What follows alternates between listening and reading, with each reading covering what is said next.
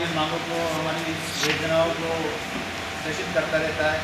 हम उनको बहुत बहुत आभारी हैं कि आप लोग हमारे साथ सहयोग और समर्पण की बात करते हैं और हम लोग भी आप लोगों के लिए संकल्पित हैं। आप हमारे परिवार के सदस्य हैं।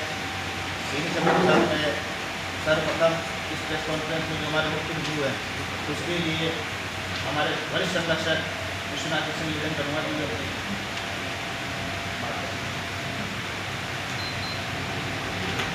जैसा कि आज के इस कॉन्फ्रेंस का जो उद्देश्य था उसमें सबसे पहला बिंदु हमने दिया आरटी भुगतान समय परिणाम होना। सरकार द्वारा आरटी के अंतर्गत 25% बच्चों का प्रवेश प्राइवेट स्कूल्स में करवाया जाता है। 75% बच्चे फीस वाले जब आ जाते हैं तो 25% बच्चे सरकार की तरफ से प्रवेशित किए जाते हैं और जिसका पूरा सिस्टम ऑनलाइन होता है। 25% बच्चों से किसी भी प्रकार की कोई फीस नहीं ली जाती है और उनको निःशुल्क पूरे वर्ष पर निःशुल्क पढ़ाया जाता है।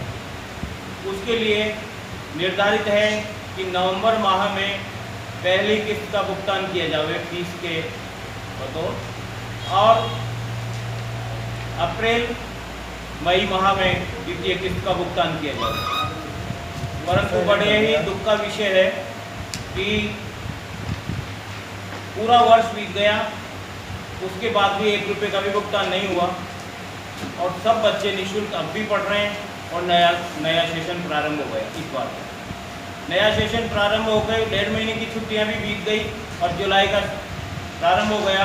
आज तक भी प्राइवेट स्कूल को पैसा नहीं मिला, जो काफ़ी समस्याओं का सामना करना पड़ रहा है। पहली बात। दूसरा, प्री प्राइमरी का भुगतान न होना। प्री प्राइमरी में 3 कक्षाएँ होती है, PP3, PP4, PP5। पहले सरकार की तरफ से PP3, PP4 और PP5 कक्षाओं का भुगतान किया जाता था। PP3 में ही एडमिशन किए जाते थे। जिसकी जो प्राइमरी कक्षा है उसी में एडमिशन किए जाते थे। बीच में सरकार ने PP3, PP4, PP5 को बंद करके फर्स्ट में एडमिशन करना शुरू कर दिया। उसके बाद अभिभावक संघ कोर्ट में गया और कोर्ट में जाने पर सरकार हार गई और PP3, PP4, PP5 में भी कोर्ट के द्वारा आदेशित किया गया सरकार को कि आप इनको प्रवेश देवें। तो सरकार ने प्रवेश तो दिलवा दिए, परंतु PP3 और PP4 और PP5 का पैसा नहीं दिया।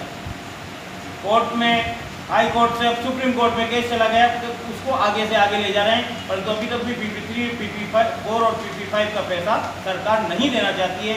प्राइवेट स्कूल वेलफेयर सोसाइटी मांग करती है कि हमें PP3, PP4, PP5 का पैसा दिया जाए, अन्यथा अभिभावकों से दिलवाया जाए। अन्यथा होगा क्या कि स्कूल आर्थिक परेशानियों का सामना करेंगे और फिर स्कूल चलाना मुश्किल हो जाएगा, क्योंकि 25% बच्चों को फ्री पढ़ा देना सामान्य बात नहीं है। तीसरा बिंदु है टीसी के लिए बाध्य किया जाना बिना शुल्क के। होता क्या है, सरकार आरटी में पूरे साल भर पढ़वा रही है, हमसे पैसा नहीं देगी। इसके अतिरिक्त 75% जो बच्चे हैं उनका भी पैसा चढ़ जाता है, क्योंकि हम फीस मांगते हैं, वो कहते हैं अगले महीने करते करते पूरा वर्ष बीत जाता है। वर्ष बीत जाने के बाद कुछ पेरेंट्स ऐसे होते हैं जो स्कूल का पैसा जमा न करा के टीसी लेकर के जाना चाहते हैं। ऐसे समय पर स्कूल संचालक कहता है कि आप पैसा जमा कराइए, हम आपको टीसी दे देंगे। वो ये बात कहते हैं, वो कलेक्टर साहब के पास, शिक्षा अधिकारी जी के पास जाते हैं और शिकायत करते हैं। शिकायत पर शिक्षा अधिकारी जी और कलेक्टर साहब ये कहते हैं कि आप इनको टीसी दे दो बिना फीस के। तो बिना फीस के टीसी दिया जाना संभव नहीं है, इसलिए सरकार से ये मांग की जाती है कि प्राइवेट स्कूल्स की फीस चुकाकर ही टीसी जारी करने के आदेश दिए जाएं। बिना फीस के टीसी दे देने के आदेश ठीक नहीं है। ये इससे प्राइवेट स्कूल समाप्त हो जाएगी और जो आज ये शिक्षा का जो एक स्तर बना हुआ है ये समाप्त हो जाएगा। इसलिए सरकार से अनुरोध है हमारा कि हमारे इन बिंदुओं पर ध्यान दें और आपके माध्यम से बात सरकार तक पहुँचे। पिछली मीटिंग्स होती रही है, उसमें कितनी बार ये बात सामने आई कि हमारी बातें मीडिया के माध्यम से सरकार तक पहुँचाएं। क्योंकि आप ही एक माध्यम है जो हमारी बात सरकार तक पहुंचा सकते और उस पर कोई निर्णय भी आ सकता है। इसके तहत आज आप सब लोगों से मिलने का समय निर्धारित किया और आप लोगों को बुलाया गया। तो कुछ बिंदु दिए हैं जो आपको भी बताए गए हैं, इनमें से कुछ बिंदु मुझे भी दिए गए हैं। 4 नंबर एक बिंदु है, आरटीई निरीक्षण के बावजूद कागजों के नाम पर परेशान करना।